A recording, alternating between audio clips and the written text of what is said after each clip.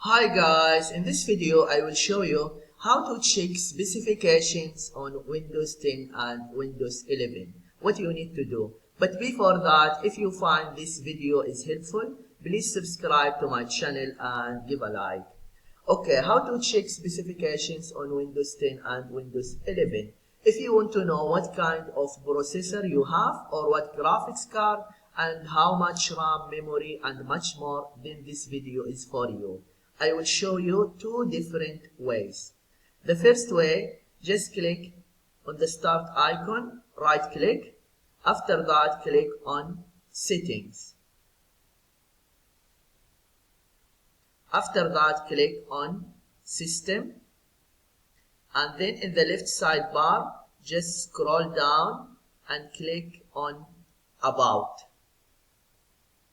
And here you can find information about the computer, device name, processor, installed RAM, device ID, etc., etc.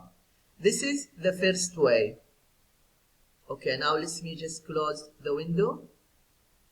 The second way, click on the start icon and then on the search bar, just type system information and then click on it. And you can see here you have many information about the PC. If you scroll down, you can see you have many information. And if you go to the left sidebar, you can see more information. For example, if you click on hardware resources, then you will get here more information. And here, for example, if you click on memory,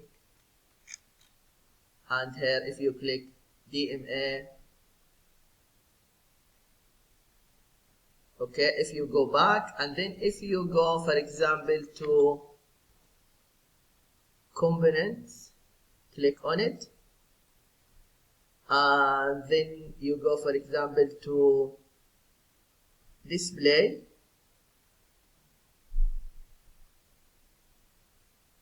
and here you can see what kind of graphics card you have and more information. And here if you go to storage, here drives, you can see more information.